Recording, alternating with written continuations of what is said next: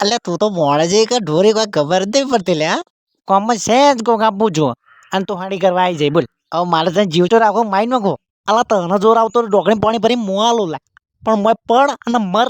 તે પાર આવ આ તો વળી ગયડા થવા આમ તો સરપંચ બની જઈએ છેલ્લી વાર તે તું વચમાં આઈને મય પેઈ જઈ તું શું ને ત્યાં સુધી તો તને હું સરપંચમાં નહીં જાપા દઉં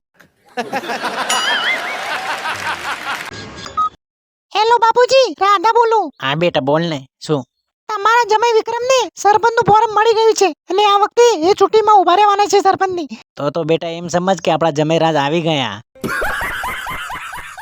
કારણ કે એમનું નામ તો સારું છે ગામમાં અને એ ચૂંટણીમાં આવી જશે એટલે તું ચિંતા ના કર અમે પેડા ખાવા તારા ઘરે જલ્દી આવીશું હા બાપુજી, બેફિકર આવી જજો, તમને સારા મના પેડા ખવડાવીશ. મમ્મી વિક્રમભાઈ છે ને આપણા ચૂંટણીમાં આ વખત ફોરમ ભરી સરપંચની તો આપણે એમને વોટ આપશું એમને હા મોટા ભાઈ ચમકો એઓને આપણે વોટ આપશો ને જીતાડશો તો ગોમો કોક સારું કરશે. હાલ તો ચકલે ફોણી નહીં આવતું. સાચી વાત છે આપણા ગામમાં એ જ છે બધું અને વિક્રમભાઈ આવશે તો બધું કામ સારું થશે સાચી વાત છે તો આપણા ઘરના વોટ વિક્રમભાઈને જ મળશે ત્રણે ત્રણના બરાબર ને આપણે વિક્રમભાઈને જ જીતાડવાની કોશિશ કરશું